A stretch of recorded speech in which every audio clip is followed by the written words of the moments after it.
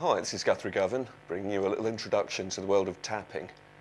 There's a bit of a stigma attached to this technique. A lot of people think it's only good for 80s metal and the likes, but I assure you that's not the case, and I'd like to sell you this way of looking at tapping. It's just a way of playing notes that this hand can't reach. If you keep things nice and open like that, it's more likely you'll come up with something creative that fits into your own playing using this technique. First things first, how do you tap? There's two kinds of motion here. One is the hammer-on, where you're just using a finger from this hand to hammer a note just like you would with a regular hammer-on with your fretting hand. And to make that work, I would suggest that you anchor your hand somewhere, possibly your thumb on the top of the neck, and if at all possible, some part of this expansive hand here, resting on the unwanted strings.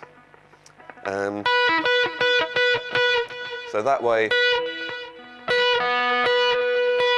I can play that note over and over again without hearing any of those ringing out. It makes for a cleaner tone.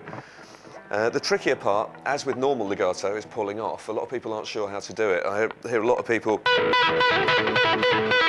doing that and wondering why it doesn't come out right, when what they're looking for is... Now the difference between and is what this hand's doing when it's leaving the string. Now, if I slow that right down, this is the classic Van Halen tapping lick that everyone did to death at the end of the 70s. It's an E minor triad, if anyone's curious, and it's on the B string here, so you're basically tapping at the 12th fret. I prefer my middle finger, because that way I can store the pick in there in the crook of the index finger, but you don't have to. It could be any finger you like. So you tap there, pull off with a kind of flicking motion to reveal this note at the 5th fret, and then hammer on there, the 8th fret. That's the last note of the 3-note pattern. So you go. Now what this finger's doing when it's leaving the string is kind of flicking away. Some people like to flick by curling the fingers in. Other people prefer to flick towards the floor. But the main point is, whichever way feels more comfortable for you, the philosophy behind it is that you should be able to get that string moving as this finger leaves the string. So a good test of that, just have that tapping finger there, silent but pressing down on the fret, and this finger on the 5th fret with a note there just waiting to be revealed, and then just work on that flicking motion from nothing. Can you make that note come out sounding loud? Because that's the hard part of tapping. It's what to do with this finger after it's tapped.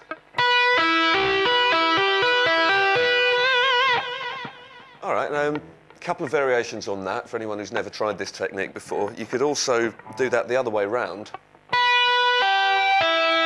12, 8, 5.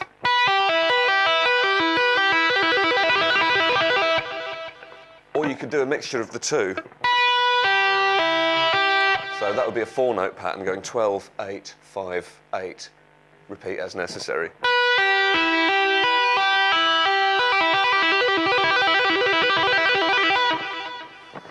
Okay, next thing you might want to experiment with is adding some notes in between. So instead of it just being the standard heavy metal triad, you've got some scale notes in there.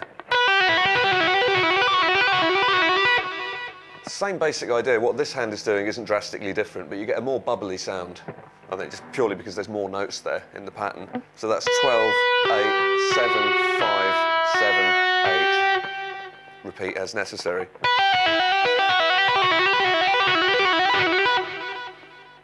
Okay, the next thing we haven't worried about yet is string crossing. So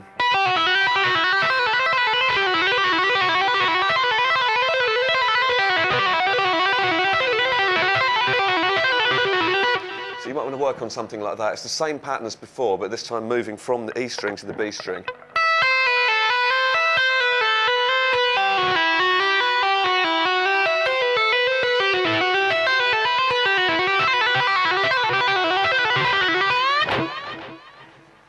Okay, now perhaps for a couple of less conventional applications of tapping.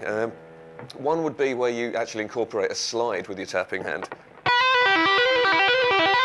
There's other ways to get extra notes. We'll worry about that another day. But for now, the idea of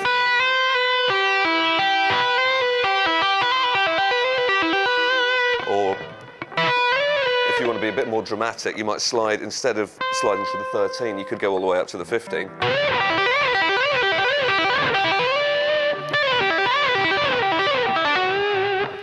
And there's some interesting textures in there. But I think where this becomes really fun is where you start adding vibrato and bends. Now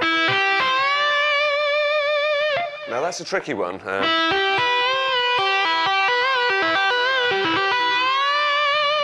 A lot of people aren't quite sure what this hand should be doing when you're bending a string. I think it should be exactly the same way that you bend a string normally. And this hand's job, the tapping hand, is basically just trying to stay glued to the string. So it's constantly pushing the string down onto the fret. But in terms of motion that way, it's still flexible, it's still kind of open to suggestion. So when it feels this hand pushing the string up, it just kind of complies. So no effort at all from this finger. All it's doing is pushing that down on the fret, just enough that the note carries on ringing.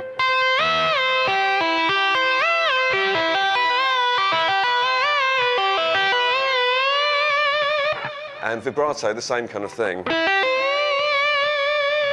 It's your normal fretting hand doing all the work. So a final quirky twist on all of that.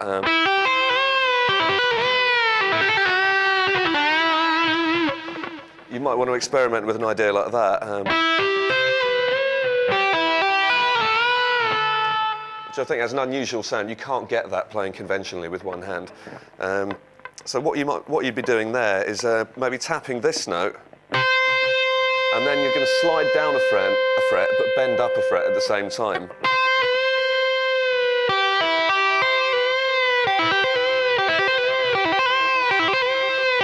Now, that's an odd sounding note. You won't get that any other way.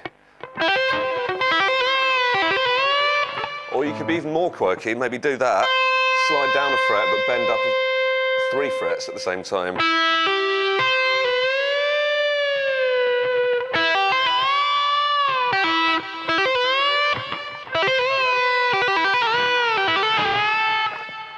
Let's slow that lick down.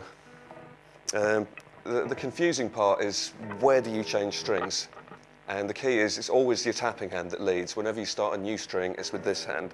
So it would be all this on the E string, and then straight onto the B string, and then straight back to the E string, tapping hand leading again, tap on the B,